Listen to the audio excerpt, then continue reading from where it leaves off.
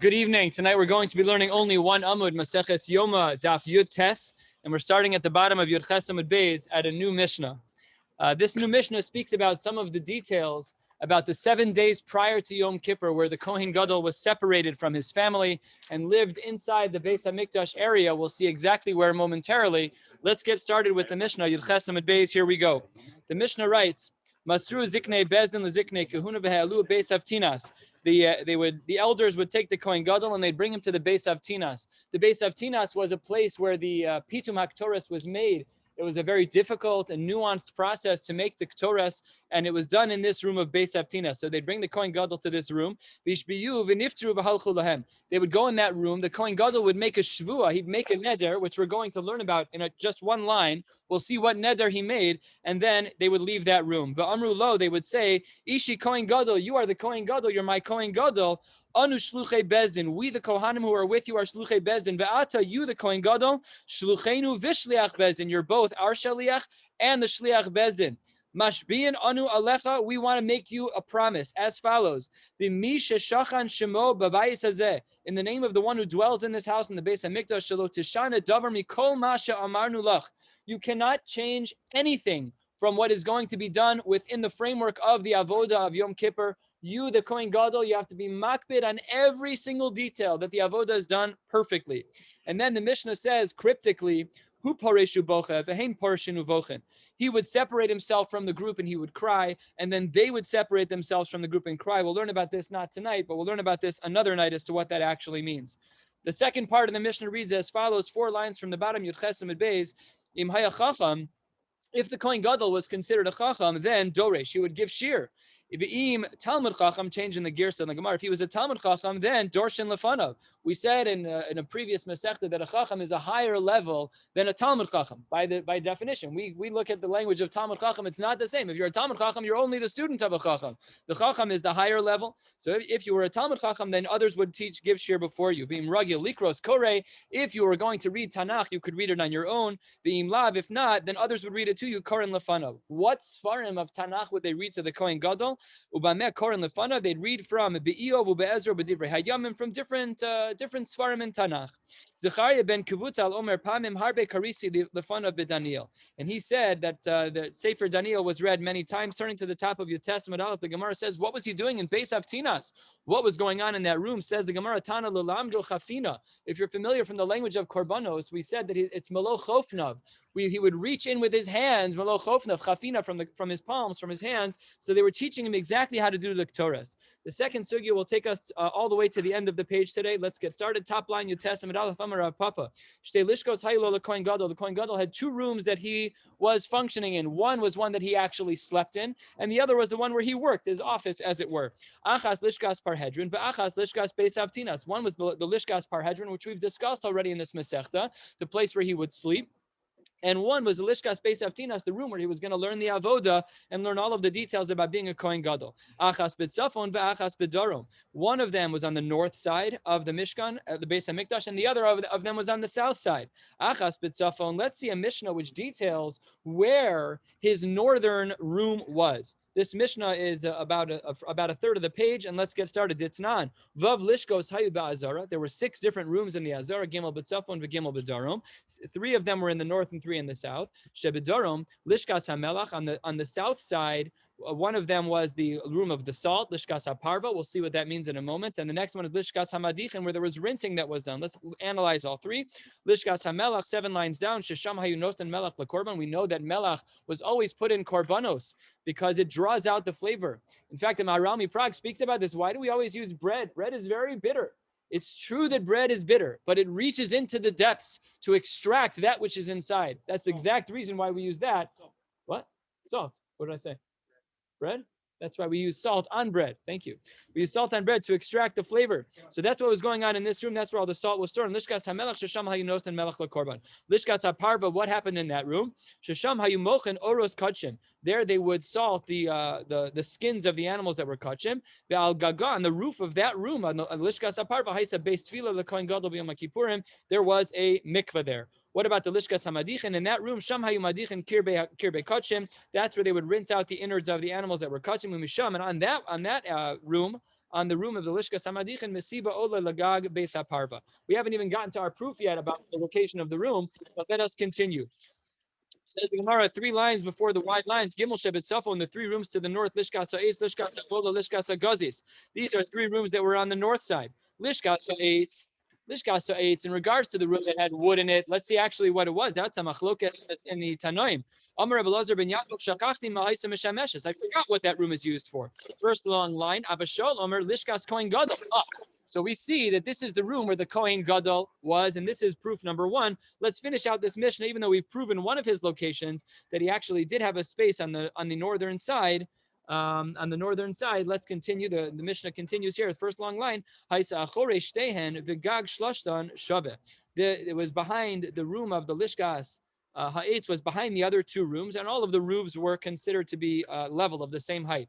Lishkas Hagola, what was that room? Sham Hayabor Hagola, there was a pit in the ground. There was a water pit in the ground. Ve'agalgal Nasun Alav, there was some type of pulley system to draw up water. Misham Haspikin Mayim L'chol Ha'azara, and that was the water that was used for all of the Azara.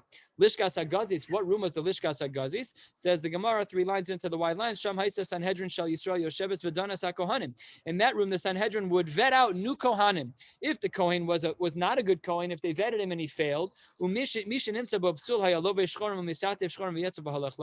the Kohen did not pass the test, they would send him out in black garb, and then he would leave the Beis Hamikdash. If in fact he passes the test of being a Kohen, then he would wear white clothes and wrap his head in white. And then he would go in to be a Kohen to do the avoda.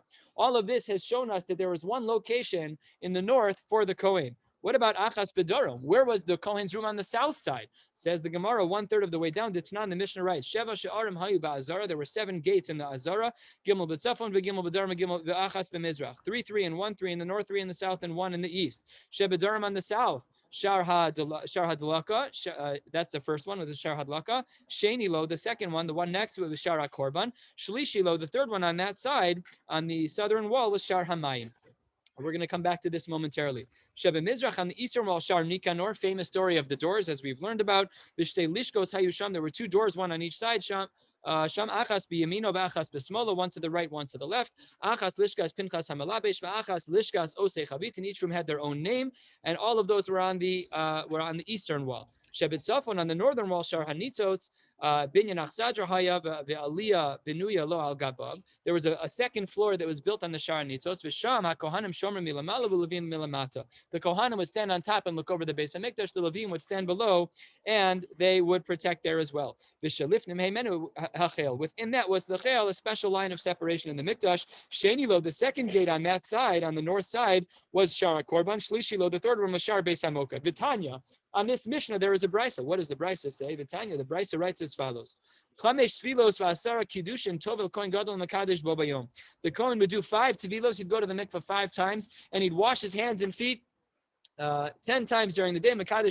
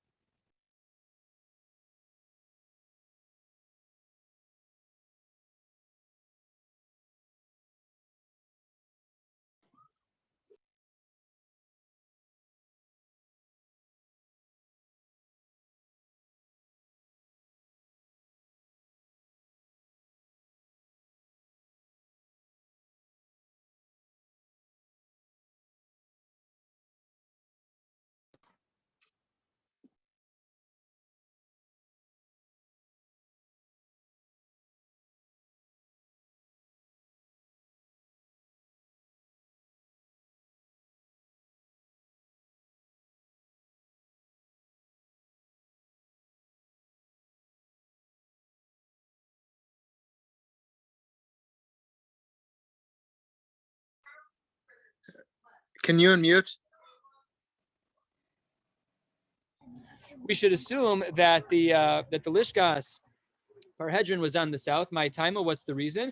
Says the Gemara, because if it's true that it was on the north, then Makdim Hai, he would Makdim Kai, he would have woken up in the morning on that side. Umesaches Raglav, he would have gone to the bathroom. This is just a homily for going to the bathroom. Uvitavel, he would have gone to the mikvah. Ve'azil Tzafon ve'gamar Chafina, he would have gone to the north side to learn the halachos in the Chafina, like we said, Melo Chafnav. Ve'asi lebeis hamikdash lovid avoda kol Yoma. Then he would go to the Beis Hamikdash and do the avoda. And remember, we said that he got sprinkled all day of the 7 days prior with the mechatas. Says the Gemara, lebahade panya, when it got late at night, madu aleha, they would sprinkle him with the mechatas. V'hader azil adar metavil v'nayich. Then he'd go back to the south and he'd go to sleep. Says the Gemara, bika amras tishkas parhedrim b'tzafon. If you think that his bedroom was on the north side, that doesn't make sense because it would have been a big schlep for him. Says the Gemara, what would the schlep have been? Makdim kai, he would have woken up. Umesach raglav azil adar, he would have gone to the bathroom and then he would have gone to the south to go to the mikvah v'tavil. The gamar chafina, then he would have done his study to be the Kohen Gadol in the Beis Avtinas about the Ketores. V'asi lebeis hamikdash lovid avoda kula Yoma. Then he would have done his avoda all day, and then lahade panya madu alev hadar azil adarim v'tavil. And then toward the evening, before dark, they would have sprinkled him with the mechatas, and then he would have gone to the south side to be tovel, and then he'd have to schlep back to the north side. Uvay mahadar umezel etzafon umeinach. He'd have to walk back that extra step. Says the Gemara, that can't be that. That's the way that they laid it out. After all, umitarach tarchinan lekule hai. We'd make him walk all of these extra times. Why would we do that? Not necessary. So it says the Gemara, what are you talking about? To make him walk extra? Who cares? Alam alo, why would we not have done that? We definitely should do that because the tzduke hu lifrosh. We were nervous in the times of the Beis Hamikdash, certainly by a sheni between a person who was a tzduki and a person who was a prushi. If there was so much extra walking, it's yet one more thing to push away the tzduki, and he might not want to do the job. Inami or shelo taziach daitolav, so that he shouldn't get all frustrated. And now we can test him to make sure that he's the real deal. If your concern is, as you say, that it's a schlep, they put both rooms on the same side of the Beis Hamikdash. Inami, and with this we'll close. Tiske lebechada, then both of them should have been in the same exact location. We'll stop here. Our learning tonight has been the Ilui Nishmas, those who unfortunately passed away, and as a chus for refuah shlema, and meron for those who are looking for iratzon. The neshama should have an Eli, and everyone should have a refuah shlema. Have a beautiful night.